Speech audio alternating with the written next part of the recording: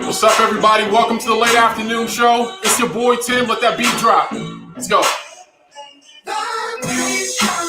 Hey, on the same frequency. Feeling good, feeling fresh. Hey,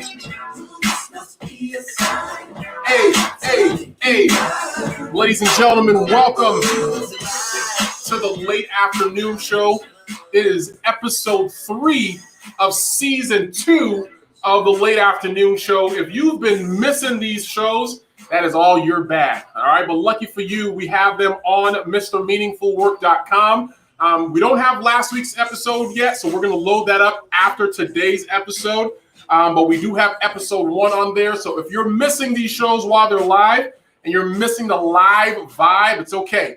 You can vibe with us on MrMeaningfulWork.com. If you are joining us, we would love to know where you are joining us from. So if you can just put in the chat where you are joining us from. We'd like to see where the Mr. Meaningful Work community is. So if you are in Tennessee, say what's up. If you are in California, say what's up. If you're in Georgia, say what's up. And just let us know. But we are in those vibrations. Hey. Vibrations.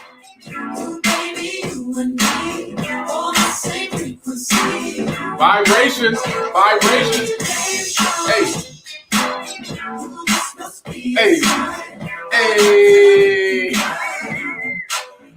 Guys, I am super hyped. I don't know if you can see, I got my good suit on today because we're talking to a heavy hitter. We're talking to a heavy hitter today. So I wear my good purple suit. I got my nice little pin, the I Do Meaningful Work pin. I don't know if you can see that, but we're going to have that available for folks. We are excited to talk to Rutledge today. Rutledge is about to show us some fire. He is about to answer our question of how can a parachute help in your career search? We asked that question last week, and so we're going to answer that question today. But before we get into that, we got to see what's going on in the world. We cannot have a relevant show if we're not talking about that inauguration last week. Oh my goodness, that was a show. That was a performance. All of the J-Lo's, the Lady Gagas, the poetry, the speeches, Bernie Sanders, mittens. I mean, it was everything.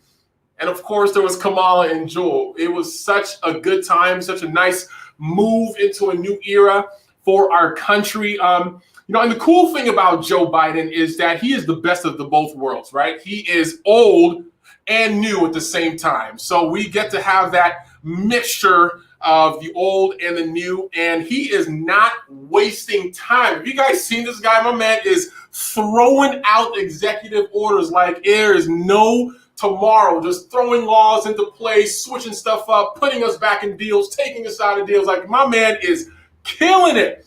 I actually heard that he is going to be changing the retirement age. He's changing the retirement age from 65 to 95. So if you see that coming down the line, mainly because he wants to go for a second term and he doesn't want to have to be done by then. So look out for that. And then we also got the vaccines that are coming out. Man, I know my arm is still sore. Last week I got my vaccine. It felt like The Rock himself socked me in the arm, but I'm good. I'm ready, waiting for round 2.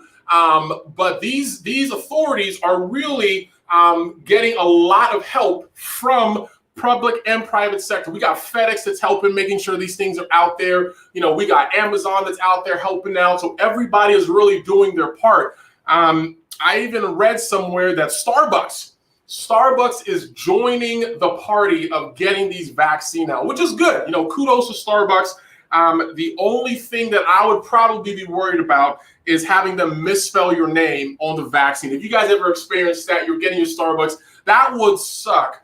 If you're there, it's like, Jim, vaccine for Jim, your vaccine's on the counter. It's like, Tim maybe. So everybody's trying to do what they can to get these things out. And I am excited that we are living in a world that hopefully looks like is moving towards a brighter day after these dark times of the coronavirus. But guys, as we're moving forward, we got companies that are moving forward with education. They are just looking at the old way of doing things, all the things that are taught in school, trying to get folks ready for the workforce, and are missing it, right? These folks are missing it. And so we have to go into that new generation of education. And that is why we have the man, the myth, the legend. If you guys have an applause emoji, I want you guys to smash that right now and welcome our guest. Hey, ladies and gentlemen, it's Rutledge in the house.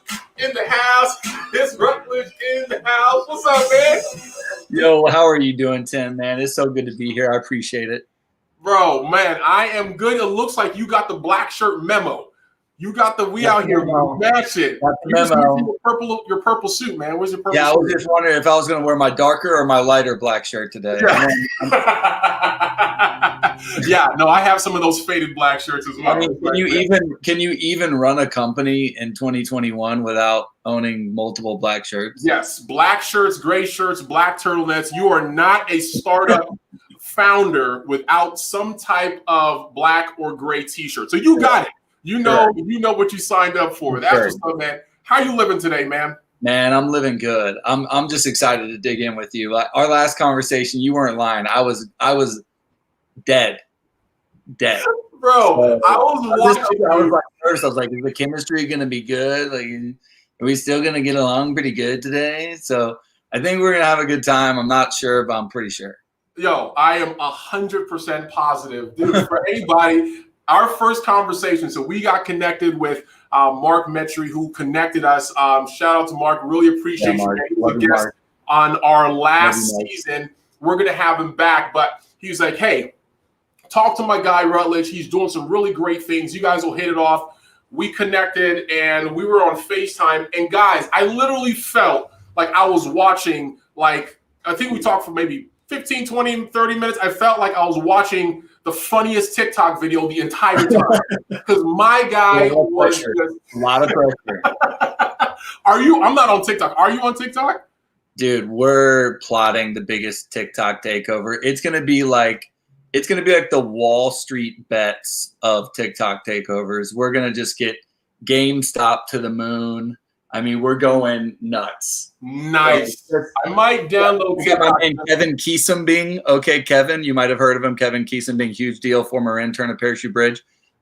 He's going to be taking this thing over, and he's already got all the ideas laid out. Like, I wouldn't know TikTok like if it slapped me in the face, but he's under 25 years old and well equipped to do this thing. So. This is his lane. We did a joke a couple of episodes ago talking about Joe Biden trying to get with the times and confusing TikTok with the Tic Tac. And so it's like, oh yeah, we'll definitely have those. So I feel like I'm in the same boat where I started watching myself dancing like in the pre-show, and I was like, I'm about 3 years away from being a Donald Trump meme. Like, exactly. I was like, the little bounce, and milk. I love it. That close. Yeah, they have all these dances. I see my little brother. My brother's 17, and my nieces and stuff, and they're doing all the, and I just try, and my son will look at me and be like, "Dad, why?" And he's 5. Right? She's like, yo, you need to stop. Myself nervous sometimes. I really got to watch myself, Tim. So yeah. Well, man, I am excited. I'm particularly excited to chat with you, man, because a little while ago I was listening to Gary Vee, and he was talking about how the education system has really it's not relevant anymore. The way it's set up, it's not doing what it was supposed to do, 40 years ago, where you go to college, you get a degree, and that was like your ticket to a job. And he was talking about the model nowadays is that you are going to, you should be investing your time instead in just the institution, talking to the experts, right? Folks that are in the industry, in the game, doing it and spending time with them. And so I was like, you know what? I can make a business out of this. We can revamp the whole university system. And instead of paying money to the university, you pay it to the organizations and you do your university education with the experts and things like that. And so I branded it, and all these different things, trying to change how folks did higher education. But it was one of like 16 other things that I was doing. And if you know anything about multitasking, it just means you're doing a bunch of stuff poorly. And so that's what ended up happening. And so I shelved that. And after hearing what you're doing and the experience of teaching folks skills that, some of these high schools and colleges might be missing, getting ready for real life, it like triggered. I was like, man, that was the idea, that I had. And tell us a little bit about what it is that you're doing at Parachute, man. Man, so Parachute Bridge, it's just a program that I wish I would have had. It's the information, the knowledge. I wish that somebody would have put their arm around me and said, let's spend a few weeks together. Yeah. And I'm going to explain some stuff that's going to actually change your life. Yeah. I love that you're taking constitutional law. I think it's great that you sprung for the SOCH 333 class last semester. Good job on that. Good job on that A-. That was solid. But let me teach you something here about how you get a job and how you save and invest your money. Yeah. And how you do a resume, how you do a cover letter, how you do an interview, how you network, how you do all of those things that actually create upward mobility in your life. And even we want to do that exclusively for a couple of audiences. One, America needs to get back to work, right? Yeah. So we want to work with anyone that's been unemployed, in the past few months. We want to work with you and college students, young people, young people, particularly young people of color and young people that are first generation college students. Yeah. Because there's been a bag that's been sold, a bag of goods that's been sold of you have to go to college in order to advance your life. And I would say, yes, but yes, it is great to go to college. No, going to college does not solve your problems. Yeah. It's a yes. And yes, you have to go to college and you have to know these things. So we are grant funded. We're doing this work right now. I got a February cohort kicking off. Nice. February 9th. Let's go. Free grant funded, man. I'm telling you. Nice. So these kids are coming in and they're having this experience for free. For free, man. I raised over $100,000 so that we could provide you. If you are a student in college, if you are unemployed, and particularly if you're a first generation college student or a student from a diverse background, you need to get with us because it costs you $0. Now, the tempting thing is, right, it's like, well, what's the value then? We charge $1,500 typically for this program. Okay. But right now we're able to offer it for students from those particular backgrounds for free. That's what's up. Free 99. So how many folks you got in your cohort coming up? So we're going to have 30 students this February coming up. Yeah. And there are still spaces available in that. So we're kind of just pushing out, trying to get the last students enrolled here. So it's good. Yeah, it's good. We had 15 in January and we were like, man, we could crank this up easily. So we're now doing 2 separate sessions. We're doing a 10 a.m. and a 7 p.m. That's Central Time. Yeah. So if you can meet one of those spots, it's Tuesdays, Wednesdays, and Thursdays at 10 a.m. and 7 p.m. And we're getting it done. We're doing real work.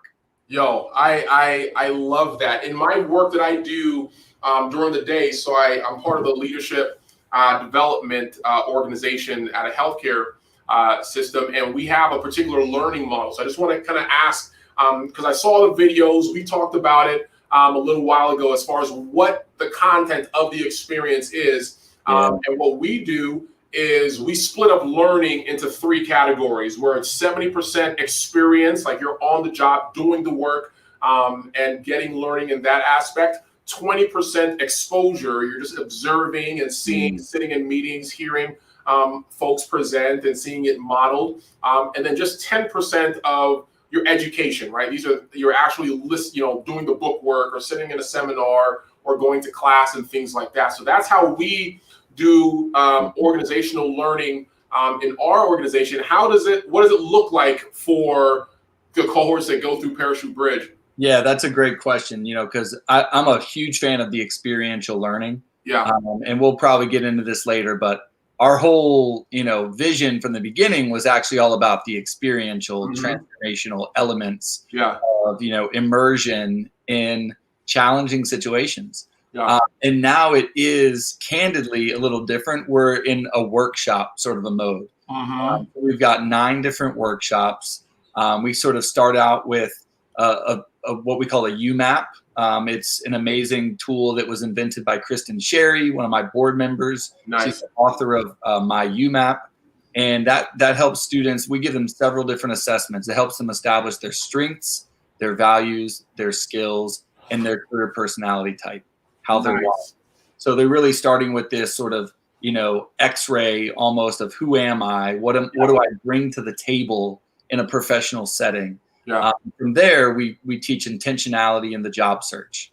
How do you not just hop on Indeed, hop on LinkedIn, go through whatever jobs are posted that day and apply to the ones that seem vaguely interesting to you? Yeah. That we teach, no, you have power, you have choices, you have the ability to swim in the direction that you want to go. So exactly, where do you want to go? Who do you want to be working with? What types of companies are interesting? How can we meet some of those people? How can you literally choose your next boss? And use our networking strategies in order to get your foot in the door at those places of work, make a great impression, and be top of mind when they're hiring. So we really do intentionality in the job search. Then we do resumes. We workshop your resume for you. We do cover letters. How do you write a cover letter? Interview strategies. Then explicitly teaching networking. We teach personal finance in one of our workshops, very popular one. That's good. I love that one. And then we do like an actual, mock interview. We grill you. We give you tons of feedback. We put you in that challenging setting. And that's just like about 80% of it. The rest of it is relationships and mentorship. So we connect you to actual live human beings who are part of our mentor network that want to help you get to where you're trying to go in life. And so they just have, 30-minute informational interview. We train you on how to do that. We train them on how to receive those. And it's a really great thing where, hey, magic can happen. We're not saying it's going to happen, but you never know when it happens. When it does, it's really great. So we've had students that have gotten referrals that led to job offers. We've had students that have mentors that they've now been in touch with, since they first met. And so good things are happening in the world through that little sort of portal of our service. And altogether, it's a full suite of services. It runs the gamut, as you now know. We didn't want to leave anything out from search to signing. And so that's a little bit of what it looks like. That's awesome, dude. So how do you measure success? Like, how do you know that a cohort was successful or this program was successful? What is the rubber stamp that, we did well? Rubber stamp. So we do pre-testing and post-testing for every single one of our students. So the first thing, we always know there's going to be people that have the best of intentions and show up on day one, and they're not going to make it through. Unlike a lot of schools that are chasing after kids, trying to get them to show up and give them a C-. I don't care. If you don't want to show up and put in the work, then, too bad. We're literally offering this program at an unbelievably, free price, where it's like, okay, hey, this is a service. We're providing it for you.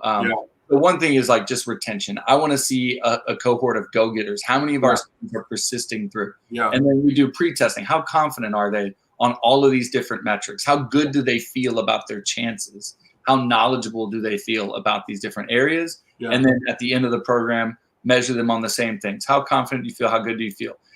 Right away, we can't track the job success, the next day. But we stay in touch with them, right? So over the next 6 months, what we want is every student to achieve their job goal, whether that was getting an internship, whether that was getting an entry-level job, whether that was getting a promotion, whether that was, switching an industry. Whatever that is, we want to be in touch with students and know, hey, how did that turn out for you? How is that looking? And then we want them ultimately to be a part of our alumni network and to be giving back to the organization. We really do depend on the goodwill and the success of our students. So, hey, when they get that job offer, I love it when they send me a check and say thank you. That was really well worth it. And I'd like to pay it forward to the next student. That's awesome. So that's really, those are the little things that make me feel like, okay, we're doing a pretty good job here. Let's keep it going. Bro, that's what's up. And I want to get into what the future looks like. Well, we're going to do something here real quick. We're going to segue a little bit and learn a little bit about your preferences. So we're going to play a game called This or that. This or that. So it is going to be relatively easy. So for anybody that is watching us live, or if you're catching this on the rebroadcast, don't cheat and fast forward to the answer. Go ahead and put your answer in the chat for folks that are joining us on the stream now. Whether you're on LinkedIn, you're on Facebook, you're on YouTube Live.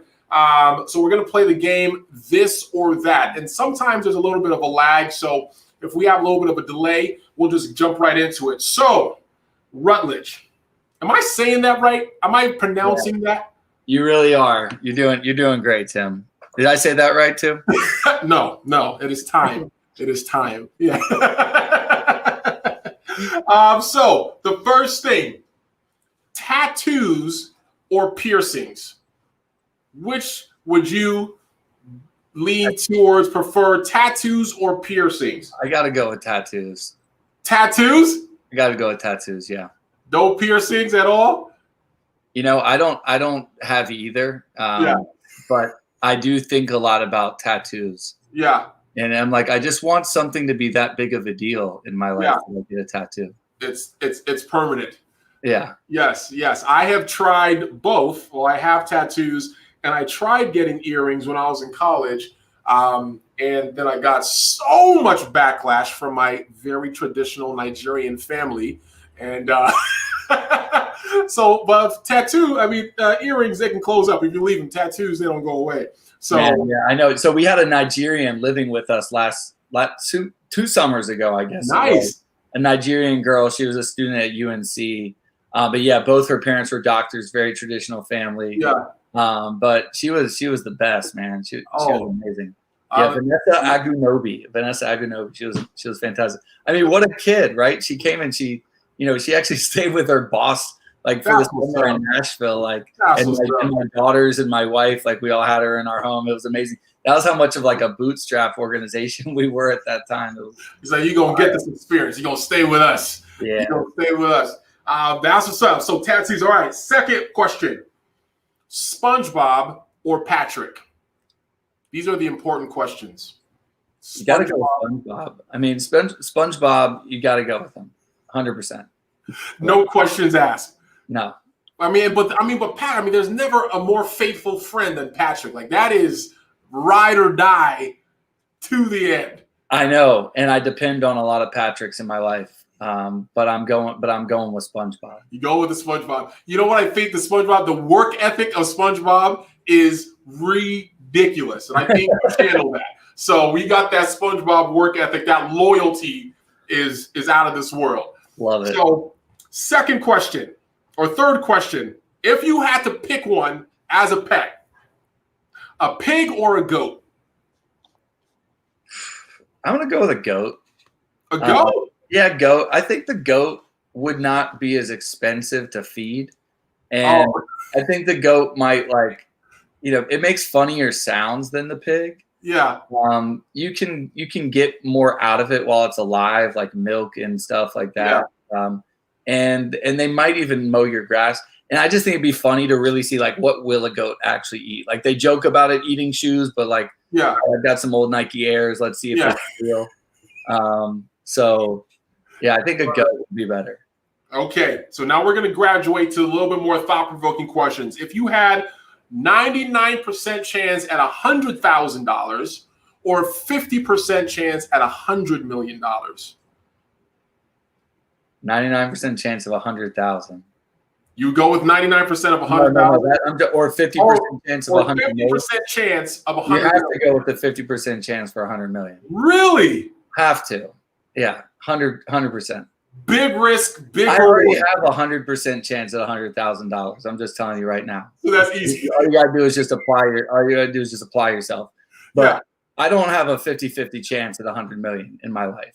So, I think you gotta go. I think you gotta flip the coin and see. And if you lose, you went out going for big, And how much of an idiot would you feel like if you went for the 100,000 and lost anyways?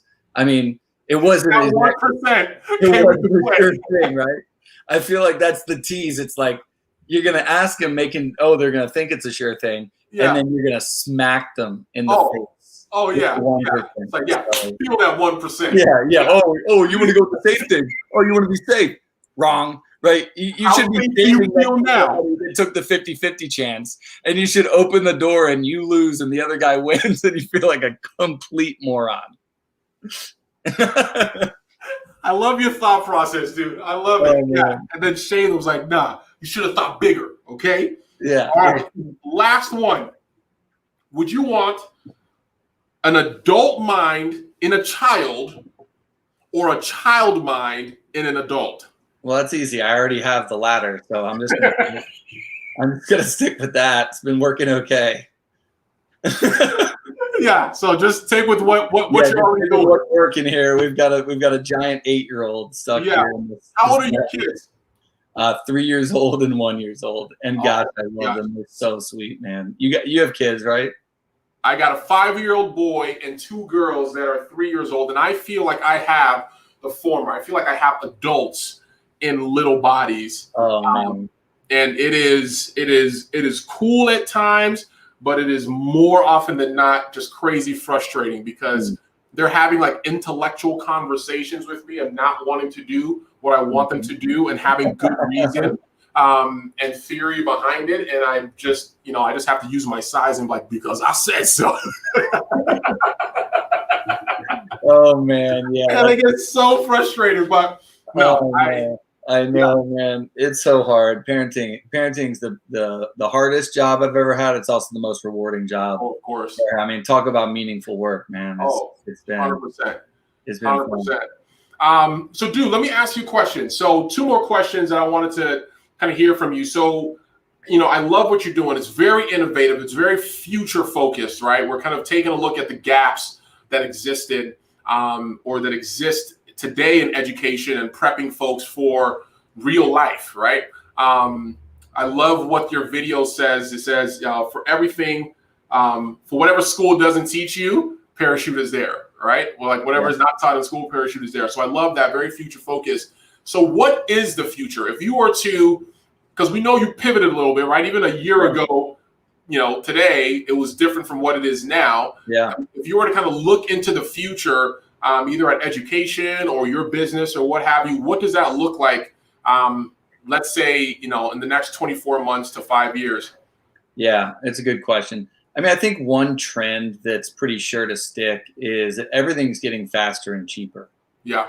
In our society, literally everything, but the one thing that is the exception to that rule has been college, which is actually taking longer and is more expensive. So now the average college student in the U.S. is taking 6 years to finish their degree, and they're taking on an average of about $38,000 of debt in order to accomplish that goal. Yeah. And I know many, many people that have gone through my program that have over $100,000 of college debt.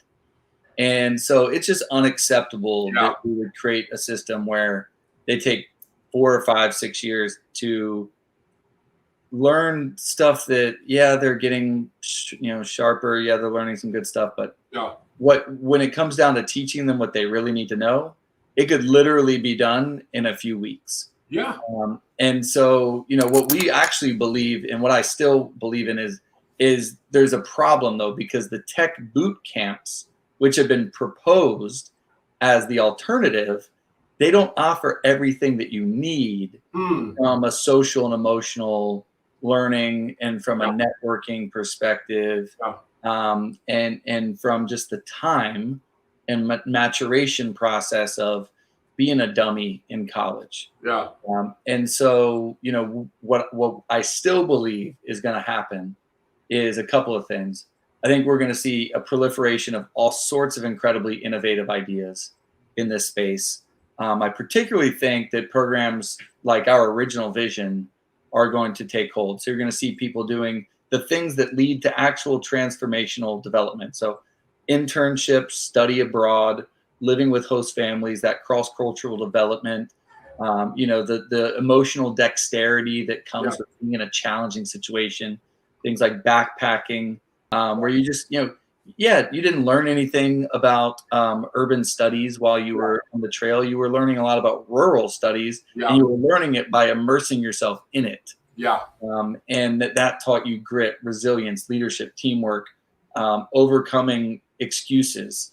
The biggest limiting factors to this upcoming generation is just the number of distractions and excuses that are available to them on a daily basis. There are unlimited distractions and excuses that are going to hold them back from achieving their goals. And that just breaks my heart. So what we want to do is create an environment where they can really, there's a lot of lip service about becoming your best self. It doesn't happen online. I can promise you that. It doesn't happen online.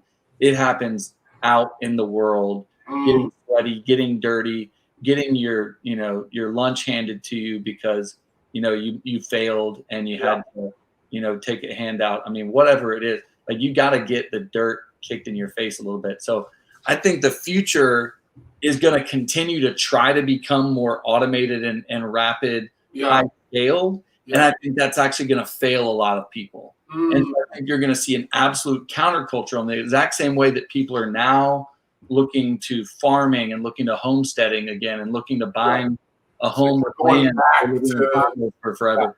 I think you're going to see a return to sort of the wilderness, literally and physically, where people are going to be like, okay, in order to actually learn how to be a human, you need to live with other humans in other human presences and immerse yourself. And so this college idea is going to be sticky, but I think we're going to reduce it to like 12 months to 18 months. And I think we're going to weave in the boot camp, tech camp, sort of employable skill stuff into that. So I think in 1 year, you're going to be able to live in Spain, backpack the Appalachian Trail, work an internship at Google, and attend a boot camp in tech, and then get spit out the other end after that 1 year. It cost you $25,000. It was amazing and life-changing. And then you're going to get funneled into like an internship program, like a little like holding house for young professionals, where you're probably going to be co-living with other young people that are also working for Google. You're probably only making $30,000 to $50,000 at the biggest tech company that could pay more, but it's like a training process, that kind of thing. I also think you're going to see a lot more people going to work in order to go to school instead of going to school in order to go to work.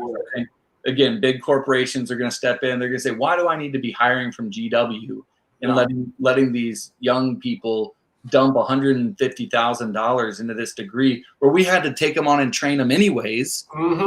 Just meet them when they're 19, 20 years old and then start training them and meeting with them and working with them at that age, when we can get them basically in a cost neutral, work neutral situation. I mean, we already basically have indentured servitude through the internship process anyways. We need to just pretend and call it internships anymore. Why don't we just call them employees, say that's cost neutral, you're working to learn, and we're getting some value out of that, but also training you. And now you're getting branded from Apple instead of Harvard. And now I think that private schools are going to be known more for the students that don't go to college than for the ones that go to Ivy Leagues in the future. Going to Ivy League is going to be kind of like, you took the safe road a little bit. It's going to be sort of like, instead of founding a really cool company and that goes on to be really successful, you work, as a VP for a big corporation. It's like, you kind of went the safe route a little bit there. That was cool too. But it was cooler for the kids that actually went straight into the workforce and didn't need college. And I think, of course, doctors, lawyers, teachers, something's going to have to happen with teachers, because you can't keep forcing them to go get a master's degree and then paying them $35,000 out the gate. You can't put them in $100,000 of debt and not be paying them, and then you're expecting them to somehow be, smart enough to teach your students. You want to know why we don't have good enough teachers? I'm not afraid to say it. It's going to be a controversial statement, because we don't make it competitive enough to be a teacher. Who wants to be a teacher in this environment? You'd have to either not care about money or not be able to make money to do that. Or like clamoring to be engineers or clamoring to be, all of these, because it's highly competitive. I love that point, but you're not going to be jumping around for the scraps, which is what we're doing with teachers. Why would you do it? Why would you do it? I mean, there's certain cultures in this world, South Korea, for example, where teachers are considered the absolute pinnacle of professionalism. They're revered. We look at their teachers like we look at Elon Musk. Right? I mean, what an amazingly different society. You wonder why, I wonder why South Korea keeps absolutely killing people on standardized testing. It's because their students, they want to look up to their teachers. They want to look at them. they're not throwing spitballs at them in class because they know that their teacher was a C student who was trying to rectify some wrong in their past. And look, I'm a teacher too. I'm coming from the classroom. I get it, but there's a lot of hurt and there's a lot of wounded in the classroom that shouldn't be there because frankly, it's just not, I think a lot of teachers have hearts of gold, but we're not preparing the kids for the world because a lot of teachers never been in the world. So how do you even know what the world is like? So the system has really got to change so many different ways. And I'm just trying to make a little small dent in that if I can. And that's what we do, right? You take what you can do and you really lean into it. It reminds me, I don't know if you watch these comedians, Key and Peele. Have you heard of Key and Peele? I love Key and Peele. You love it? Have you seen that one where they had like the teacher's draft? And so they did it like they're drafting like, okay, so something school district is drafted Mrs. Stenina, and her starting thing is like $2 million. Oh man, $2 million. It was portrayed perfectly. Oh my God. Portrayed like the sports players. They did it for the teachers. I just loved it. I love that. I don't know if I saw that one. The first one that I saw, I was actually substitute teaching when the Key and Peele when the AA when that one came out, I just died. Those guys are geniuses. I love it. We got Megan in the chat talking about, yes, teachers should be one of the highest paid as in other countries, paid more than medical doctors in some countries, 100%. And I love your perspective on the future of education, where it's not going to be the 4-year university; it's going to be consolidated, but also diversified, right? So the experience is not just sitting in the class, but you also get that experiential, you get that emotional, you get that mentorship, you get that skills training, and you can consolidate that into a small thing. I think it also correlates with the future of work, right? So for actual organizations, we saw how everything merged in 2020, right? Everybody was at home. Folks started to do little side hustles, started to spend more time with their families, and looking for other things. Where in the future of work, people are going to have multiple jobs, at the same time, or multiple professions that they can do because now they're not restricted to a location or a block of time. And so they can really start exploring other areas. So I think there's going to be that matchup between how education is going to go and how work is going to go. And you're going to kind of start finding the companies and the institutions that kind of click in early and start setting themselves up, creating the infrastructure like you're doing with Parachute Bridge and some of the organizations that you're partnered up with in Nashville. When those things happen, I think it's be a major change. Indeed, man. Yeah, indeed. And there's 4,500 plus colleges right now in the United States that offer 4-year degrees. I don't know if you know that. I didn't know that. 4,500 colleges? 4,500 colleges and universities that offer 4-year degrees.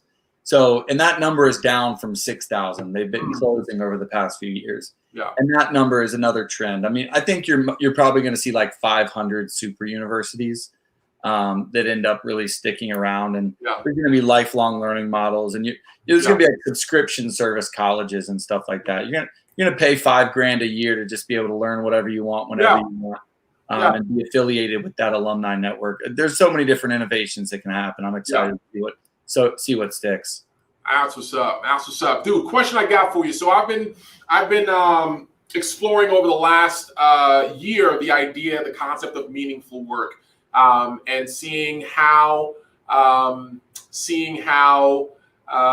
idea, the application, the definition of its concepts for employees, for enthusiasts, for entrepreneurs. And so I like to ask smart people like yourself. Oh, Megan is excited. Nashville. Yes. Nashville. I think she's in Memphis. You're in Memphis, right? Yeah, I think she's in Memphis. I would like to understand from you, how would you define meaningful work? Yeah, I mean, it's meaningful work is whatever fills you up, it's whatever is something that makes you feel good inside about doing it, because you're doing it to not just for the means to an end, right? It's more than that. I think everyone has to define what that looks like for themselves. I have some friends that are vascular surgeons or, physicians, or, lawyers, or, whatever it is. They don't have to be non-traditional roles. You can do meaningful work within more traditional roles. as well as, people that, do any number of things, right? They're teachers, they're consultants, they're in tech, they're building websites, like whatever it is that you think is a change that's worth seeing in the world, and you can make a difference in being a part of that, and you have something to contribute to that from a talent perspective. Yeah. That to me is meaningful work. Yeah, I love that. Something that fills you up. You see something that can be changed and you contribute to that, boom, meaningful work. Rutledge, man, you have dropped some dimes, you've dropped some knowledge on us today. You have changed. Yeah. you have come on now. Come on now. Come on now. Don't be talking that way, man. I feel like I need to have an organ every time.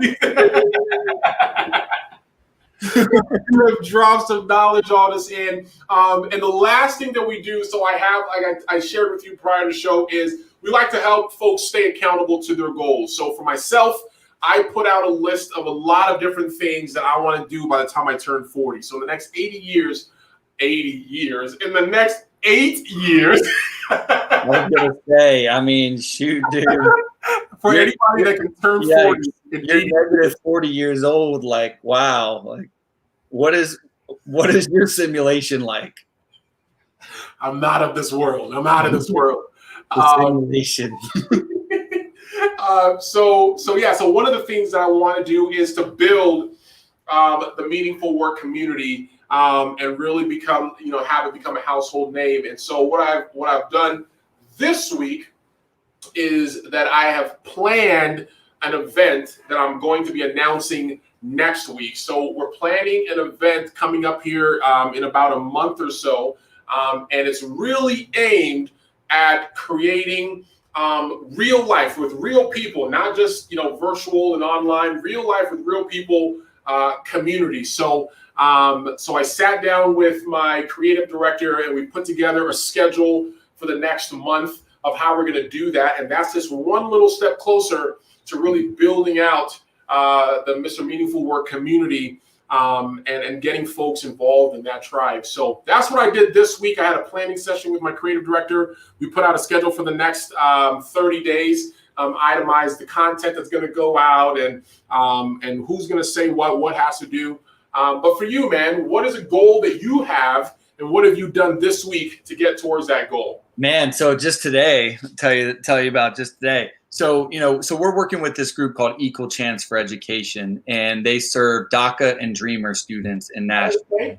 And they're not just DACA and Dreamer students. They're like the cream of the crop of the most ambitious young mofos you've ever seen in your life. Like, nice. Guys have like a 4.0 GPA. I think it's a 3.86 is their average. Wow. They 96% graduate college within 5 years, which, by the way, Nashville's overall graduation rate within 6 years is 26%. So this group is graduating 96%. These people are like Yale Law School students at EY, like crazy ambitious competitor.